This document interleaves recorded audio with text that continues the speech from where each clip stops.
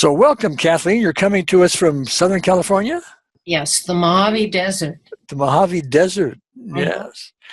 And you wrote me what I thought was one of the more fascinating emails I received, because what you did 14 years ago and since was start using the unseen therapist and what we're calling optimal EFT Okay. before it was even developed.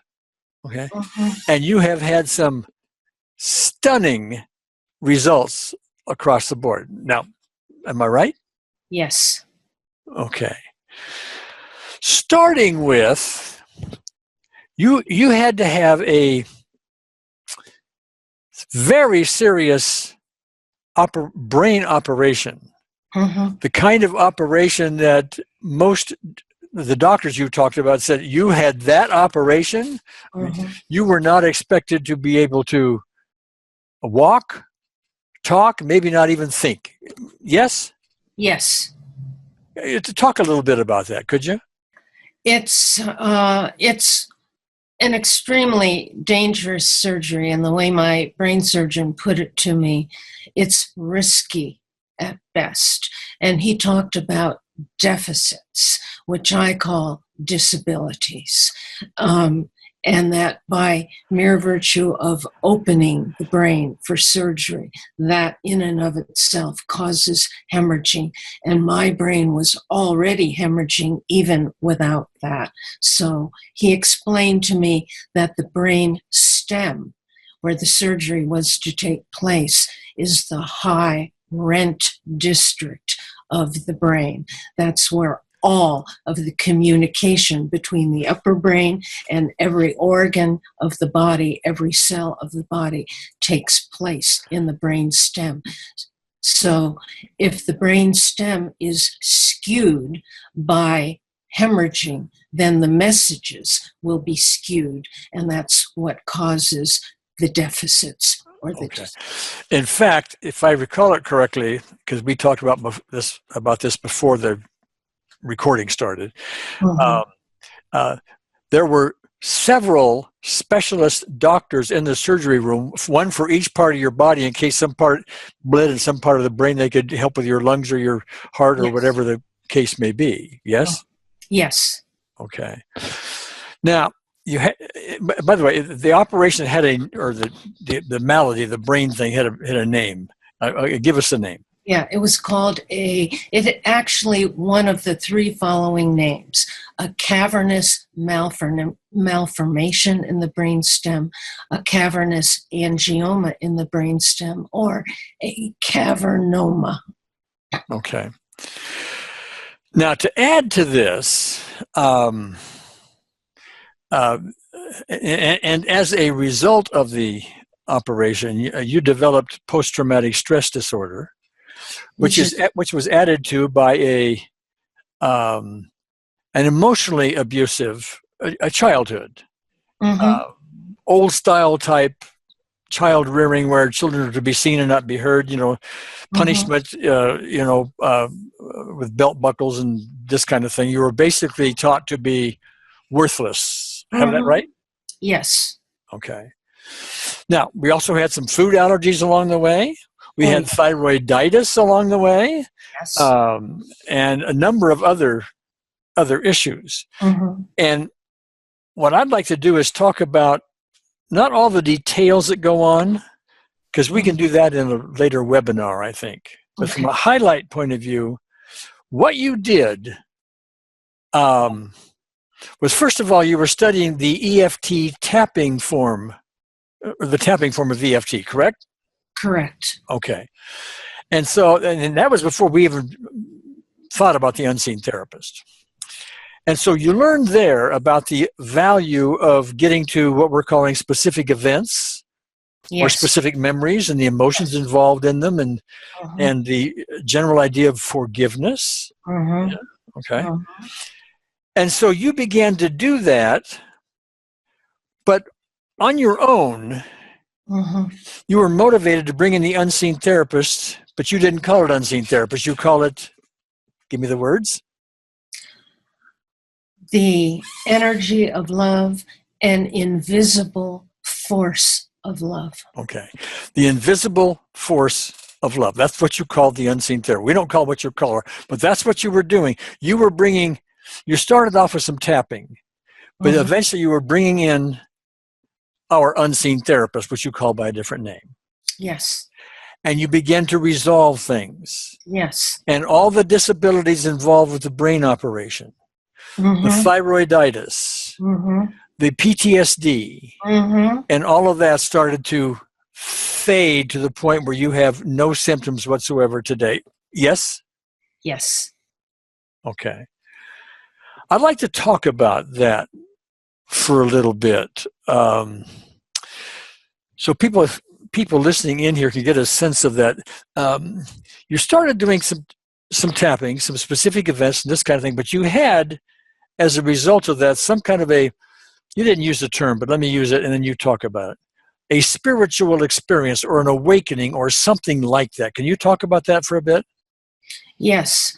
I had an awakening, and the awakening was brought about by the fact that I was feeling the energy of love, the love force, the invisible force of love. It felt so good. It felt so good that I just wanted to keep on feeling it. And I noticed that the more I felt it, the better I got. And all these whole string of deficits, which was the inability to use a hand, all of these things just melted away. All right. Now, that sense of love, how would you compare it to the forms of love that we tend to experience running around in human bodies? Was it a different level of it? Yes, it was definitely a different level of it. A higher level? Well, who knows what's high and what's low. It was a level where I felt like I had finally conquered the judgmental part of me, and that I was actually beginning to live my life without judgment. And it felt so good. I just wanted more and more and more of it. Okay. Now, that's our unseen therapist. That's the ultimate goal that we're trying to reach as we climb our stairway to miracles using optimal EFT, unseen therapist, etc. Okay. And all of us are on this stairway. We're at different steps, okay? And some are up here and some are over here and this kind of thing, but we're all learning and there's always more to go. All right. So, now, you talked about this in the sense of no judgment. That's another form, at least the way I look at it. That's another form of forgiveness. If you have truly forgiven, not just sort of forgiven or academically forgiven or, oh, I forgive you kind of thing, okay? But genuinely looked beyond all of this so that there's true forgiveness involved. Then there's a freedom in that. Judgment, this is my terms now, so correct me if you would disagree, okay? Judgment is a form of prison. Forgiveness is a form of opening the prison door. Those are my words. Yes? Yes. Okay. Oh, yes. Now, one more little piece in all of this. Along the way, you had the experience of being a special education teacher. And these were not just children maybe with Down syndrome and this kind of thing. These were children who were severely mentally retarded. Some of them couldn't speak. I mean, the most severely disabled children and people that you could imagine. I have that right? Yes, that is correct. Okay. Talk about, to finish this up, where the love came, because there was a launching pad, I think, from your earlier discussion, a launching pad into this ultimate sense of love. Talk about that for a moment. Unbeknownst to me, that job prepared me to have a huge medical miracle. And here's why.